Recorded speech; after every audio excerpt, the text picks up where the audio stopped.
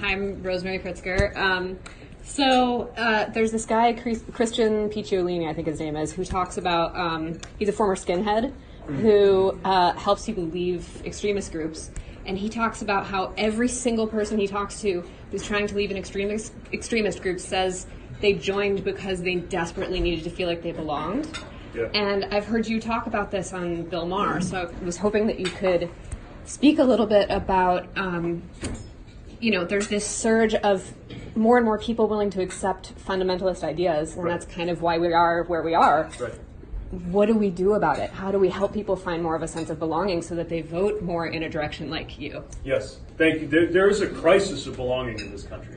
And by the way, I think if we view the future in terms of belonging, we can also find some of the ways that we can square the circle on this, I think, dangerous conversation happening within our party among people who have fallen for the idea, provoked by the Trump administration, that we need to choose, for example, between different parts of our coalition, like working class voters in the industrial Midwest, or the voters who are with us because of our bedrock commitments to racial and social justice. First of all, it's a false choice because a lot of working class voters in the industrial Midwest are black and brown voters who voted exactly the way we asked them to. But also, more importantly, it suggests that the interests are divergent when actually I think there's a deep sense of belonging that explains the anxiety of somebody who wonders in an industrial economy where they're going to fit in if the next 20 years of their career aren't going to look like the last 20 years.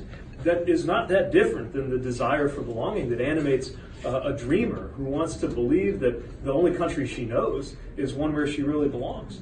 And these pressures on our sense of belonging are only going to grow, not just because of politics, but also because of technology. Because we no longer draw belonging from a lifelong relationship with a single employer, which is how our whole 20th century system was designed. And the thing is, there doesn't have to be. We just need a system that can cope with things changing. I think there are lots of alternative sources of that sense of community identity and purpose that we used to get almost exclusively from the workplace. And a lot of them are healthy. Community can be one of them. As a mayor, I always think about how people who come and go from different day jobs in our city have their identity anchored through their role as community activists or public servants or nonprofit leaders or people who make other things happen. It can be from traditionally conservative sounding sources too, like faith or family. But the point is, if we don't find ways to knit people together in a sense of belonging, then I think the alternative will be that very ugly things will fill that void. Things like substance abuse and things like extremism, because they furnish that sense that you brought up. And counter-radicalization works pretty much the same the world over.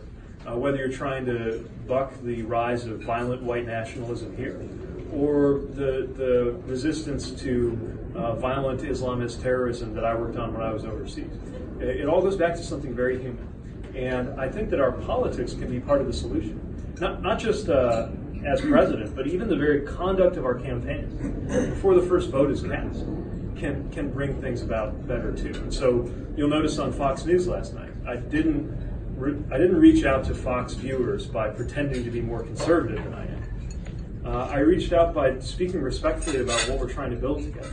And I'm convinced, based on my own experience at home in Indiana, that we can build bridges that way and have a country that is more unified and therefore more big-hearted and more secure than it's been under this president's leadership. Thank you. Thank you.